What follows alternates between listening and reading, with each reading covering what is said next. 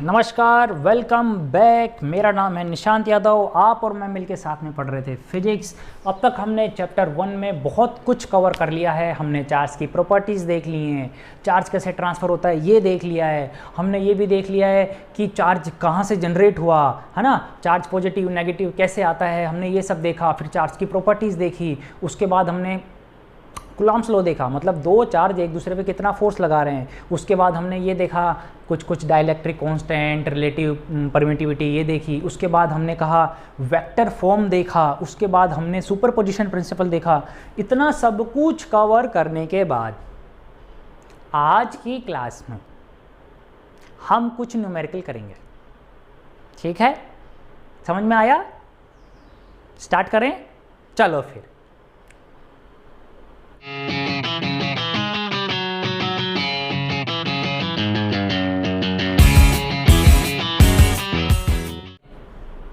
चलो करते। क्वेश्चन है टी 2 इफ कितना लें, बताओ कितना लें? 50,000 ले लें? बहुत है ना 50,000। 50,000 electrons are transferred from body A to B per second.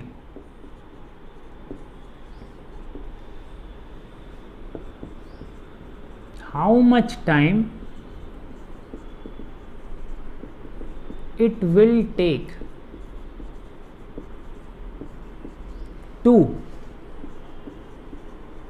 transfer just 1 coulomb? That's it. अब आप में से जिन बच्चों को न्यूमेरिकल से डर लगता है, क्वेश्चन सोल्व करने से डर लगता है, उनके लिए मैंने असाइनमेंट में एवेंजर असेंबल वाली क्लास रखी थी। अगर आपने मेरे असाइनमेंट्स के सॉल्यूशन देखे थे तो जिसने देखे हैं उसको पता है। ठीक है, एवेंजर असेंबल वाली चीज़ मैं अभी ना करवा के वीडियो में, क्योंकि वो चीज़ कुछ ऐसी है कि अपने को टाइम लग जाएगा, है ना, वो अपन क्लास में ही रखेंगे। तो अभी मैं न्यूमेरिकल्स को बस ईजी वे में समझाने की कोशिश करूँगा। एवेंजर असेंबल वाला जो मेथड है ना, अपन आयरन मैन को बुलाएंगे, कैप्टन अमेरिका को बुलाएंगे, एंट मैन को बुलाएंगे, फिर इसके बाद किसको बुलाते हैं, हल्क को बुलाते हैं, फिर ब्लैक विडो को बुलाते हैं, और फिर क्वेश्चन को पूरा फिनिश करते हैं, है ना। वो सारी चीज़ें अपन क्लास में लर्न करेंगे जब फिजिकल क्लास स्टार्ट होगी। अभी के लिए नॉर्मल समझने की कोशिश करो। क्या है question? 50,000 electrons are transferred from body A to B per second. मतलब हर सेकेंड में 50,000 इलेक्ट्रॉन एक बॉडी ए से बी में ट्रांसफर हो रहे हैं। How much time it will take to transfer just 1 coulomb? बस सिंपल सा क्वेश्चन है। अगर 50,000 इलेक्ट्रॉन पर सेकेंड ट्रांसफर हो रहे हैं तो 1 कूलम्ब ट्रांसफर होने में कितना टाइम लगेगा? कौन सी बड़ी चीज़ है 1 कूलम्ब? थोड़ी देर में हो जाएगा। करेक्ट, हम देखते हैं। अच्छा, पहली बात तो क्वेश्चन को अपने को कनेक्ट करना आना चाहिए। क्या बोल रहा है? 1 सेकंड में ए से बी पे, मान लो ये ए है, ये बी है, 1 सेकंड में कितने इलेक्ट्रॉन ट्रांसफर हो रहे हैं? 50,000, है ना। वहाँ से मेरे को पूछ रहा है कि 1 कूलम्ब चार्ज ट्रांसफर होने में कितना टाइम लगेगा। तो पहले तो मुझे ये बताओ कि 50,000 इलेक्ट्रॉन को आप 1 कूलम्ब से किसी तरह लिंक कर सकते हो क्या, या कूलम्ब से लिंक कर सकते हो क्या? सोचो, कर सकते हैं ना। मुझे मालूम है कि 1 इलेक्ट्रॉन पे चार्ज कितना है? 1.6 × 10⁻⁻19 कूलम्ब। यहां से चीजें पकड़ में आनी चालू होंगी। अगर 1 इलेक्ट्रॉन पे चार्ज है इतना, और हर सेकंड में ट्रांसफर हो रहे हैं 50,000 इलेक्ट्रॉन, तो 50,000 इलेक्ट्रॉन पे चार्ज कितना? अगर 1 इलेक्ट्रॉन पे चार्ज है इतना, तो 50,000 इलेक्ट्रॉन्स पे कितना चार्ज होगा? इसको 50,000 से मल्टीपल कर लो।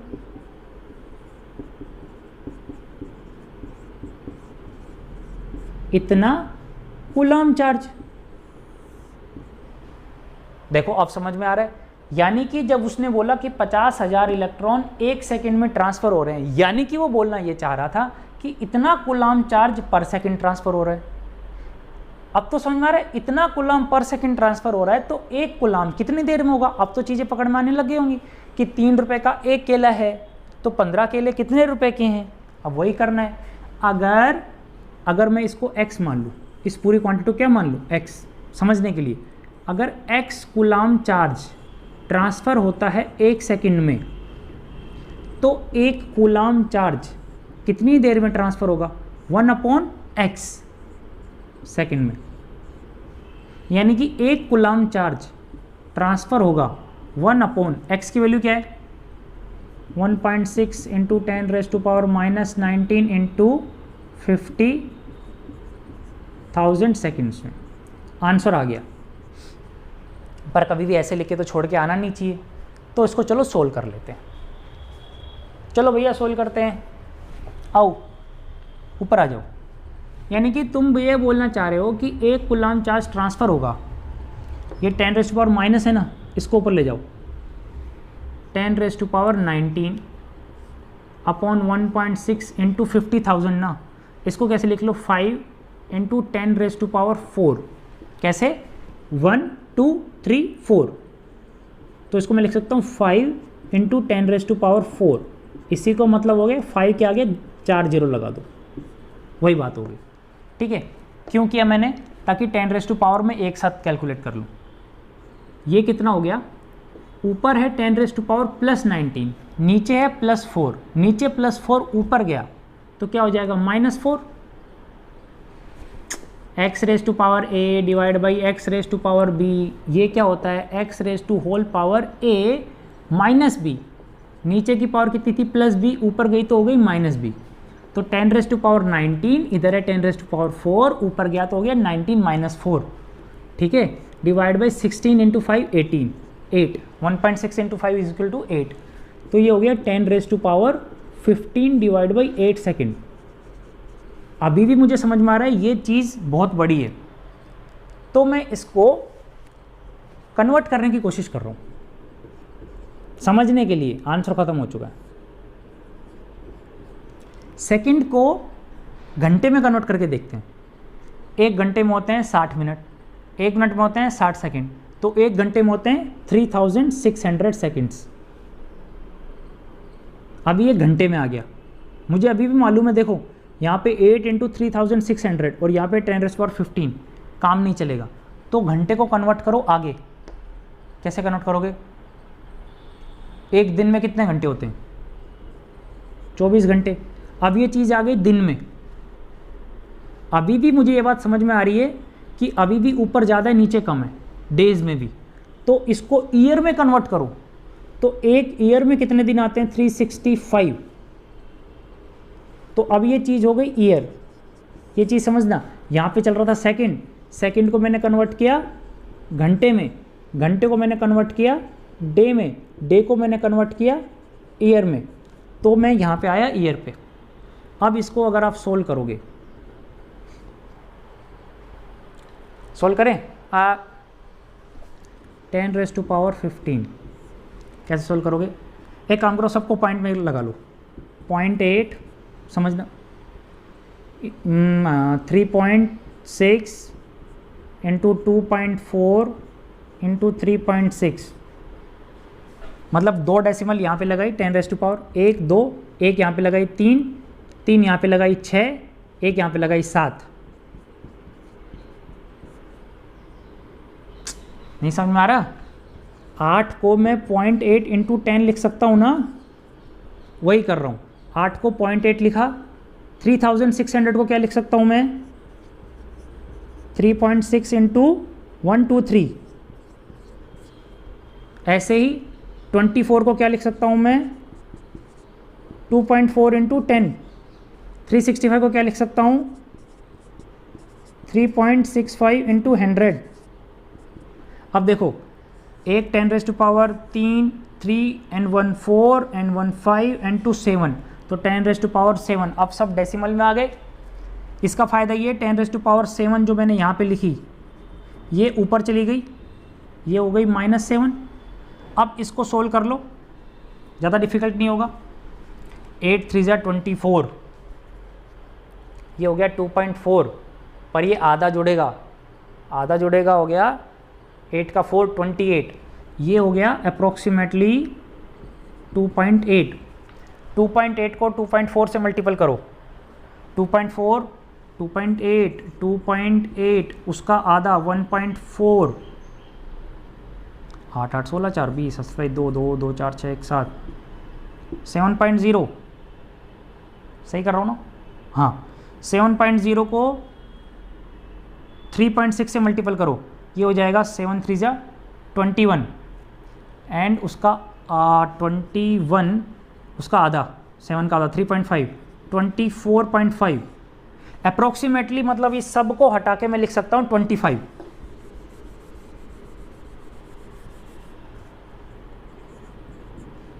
ठीक है, अब 25 को सोल्व करो, 10 रेज़ टू पावर 15 माइनस 8 के 15 माइनस 7 कितना हो गया 8 डिवाइड बाई 25।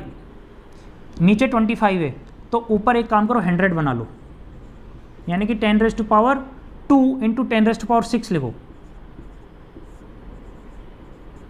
समझ में आया? इसको कैलकुलेट करो, 4 ये हो गया 4 into 10 raise to power 6 year, पृथ्वी 4 मिलियन ईयर। शौक लगा? चौंक गई? देखो देखो रिंकू की मम्मी, 50,000 इलेक्ट्रॉन निकल रहे थे 1 सेकंड में। हम तो सोच रहे थे 1 कूलाम चार्ज कुछ ही सेकंड में ट्रांसफर हो जाएगा। ये देखो क्या आया है, 1 सेकंड में 50,000 इलेक्ट्रॉन। किसको बोलते हैं बे, किसको बोलते हैं?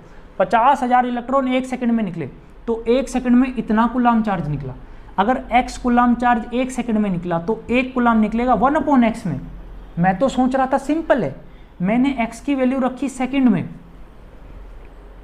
इसको मैं सोल्व करना चालू किया, मुझे पता चल गया सेकंड में ज़्यादा आएगा। मैंने सेकंड को घंटे में कन्वर्ट किया, अभी भी ज़्यादा था। घंटे को डे में कन्वर्ट किया, अभी भी ज़्यादा था। ईयर में कन्वर्ट किया, तो फिर मैंने ये कैलकुलेशन की। इसका ज़्यादा टेंशन मत लेना, कैलकुलेटर से भी कर सकते हो। ठीक है, ये जब सोल्व करोगे तो कितना आया, 4 into 10 raise to power 6 years. 10 raise to power 6 यानी कि मिलियन, 4 मिलियन ईयर लगेंगे एक कूलाम चार्ज ट्रांसफर करने में। अगर 50,000 इलेक्ट्रॉन पर सेकंड निकल रहे हैं, आप इमेजिन करने की कोशिश करो कि एक कूलाम कितनी बड़ी यूनिट है। कितनी बड़ी यूनिट है एक कूलाम, बहुत बड़ी है कि नहीं? यानी कि एक कूलाम चार्ज ट्रांसफर होने में इस स्पीड पे इतना टाइम लग रहा है। 4 मिलियन ईयर किसको कहते हैं यार? 1 मिलियन ईयर पहले तो अर्थ की लास्ट आइस एज आई थी। सोच रहे हो 4 मिलियन ईयर, कितना पीछे चले गए हम। तो यानी कि एक कूलाम कितना बड़ा यूनिट है। इसलिए हम कभी भी कूलाम एक्चुअली में यूज़ नहीं करते हैं, हम यूज़ करेंगे nano coulomb, micro coulomb, pico coulomb. ठीक है, इस क्वेश्चन को अच्छे से देखें। इस क्वेश्चन को सिर्फ और सिर्फ आपको ये बताने के लिए यूज़ किया था कि एक कूलाम चार्ज कितना बड़ा है।